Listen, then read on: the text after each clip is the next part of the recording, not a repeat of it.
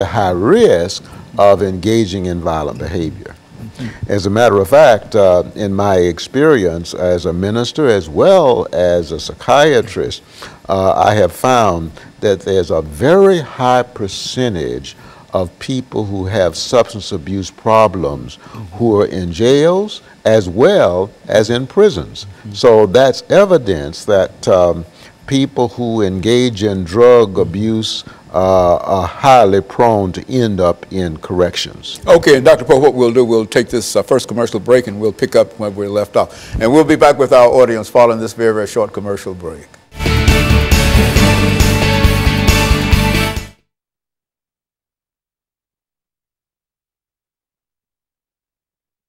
I've done for the day, and so it's just sort of. I understand. I'm just listening. I understand. I've been sitting in this chair since 10 o'clock this morning. Is that right? Yeah, Is that right? 10 o'clock this morning. Wow. As a matter of fact, we supposed to have started at 10:30, but Mr. Obama was introducing the new Supreme Court justice. The nominee for that, and so they had a stream that came through here, and so we had to stop for a while. But we caught most of it, and then we started, and so this is the 5th show that we've done today. He's very impressive. Oh, yes, isn't he? Very impressive. And it seems it would be quite diffiult for the people not to deal with that that's man. Right, absolutely. You know, that's, absolutely. Well, that's the way Mr. Obama is, you know. He's a smart man. That's right. He's a smart man. You know, if anybody can get it done, he'll get it done. You know. That's right. I always say he was the man that stopped the oil from flowing, and when he first came to office down in Louisiana, where they had the Gulf problem with the oil in there, and nobody thought it could be fixed, and he jumped right in there and came up with some kind of solution. I see. So, I see. You know what? I think it's at least the ball is in their court. Oh, absolutely. Ain't no doubt about that. Absolutely. And ain't no use me asking you what you think about Mr. Trump. Oh gosh, we're going. If he's elected, it'll turn back the clock 50 years. Yeah, absolutely. And he's trying. He says that. In the old days, we used to do it this way. But hopefully he won't be. Stand by.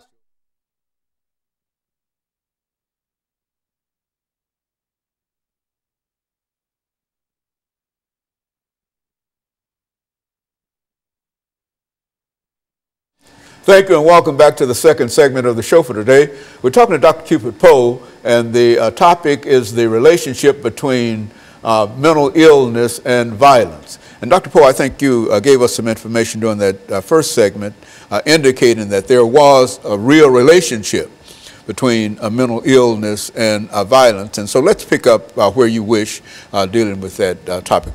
Okay.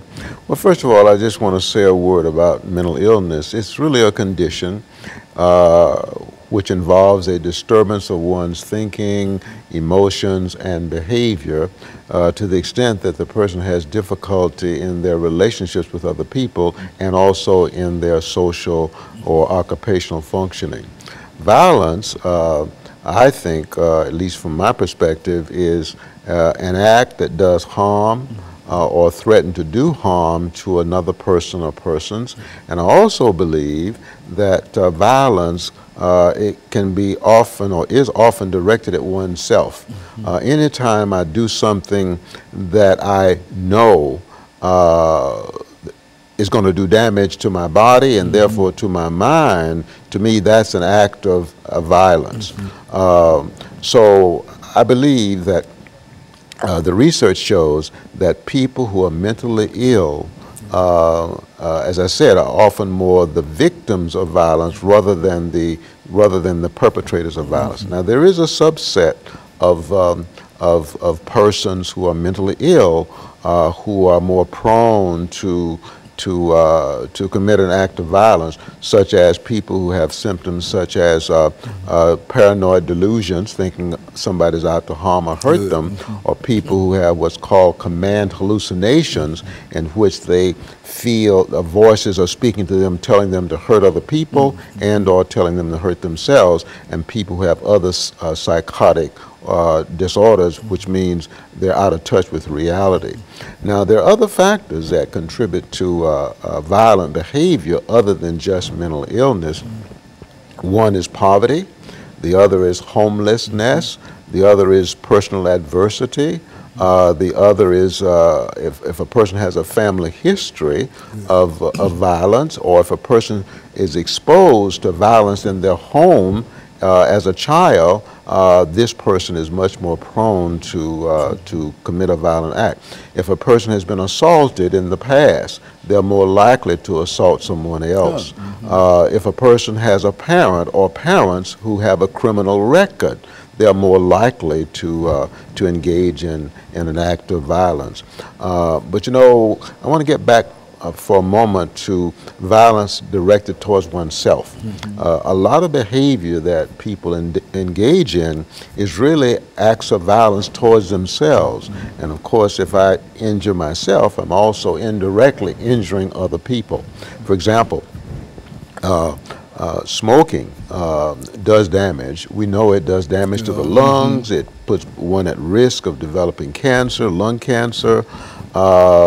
To me, that's an act of violence. And yet it's people ongoing. Continue to smoke. Yet people continue to smoke. Excessive drinking is an act of violence. If it's excessive, of course, it does damage to the liver, to the stomach, and puts one at risk of developing other problems as well. Overeating, whether we might consider that violence or not, if you consistently overeat, then you're more prone to develop certain health problems as well. So there are many things that people do that are acts of violence that are normally not thought of as acts of violence.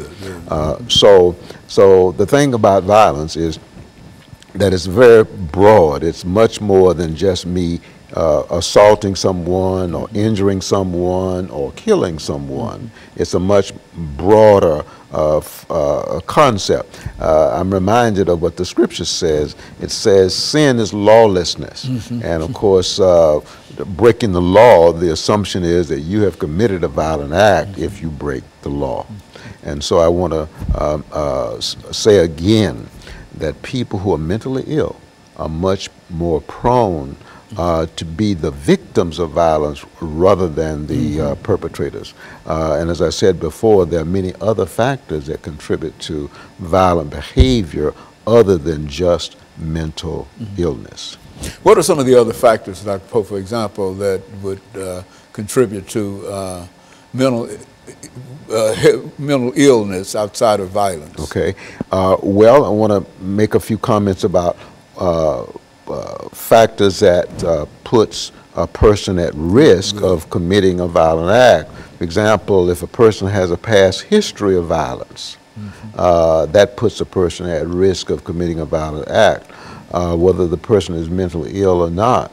If a person is a substance abuser, as we said earlier, that puts a person at risk of committing a violent act, whether that person is mentally ill or not.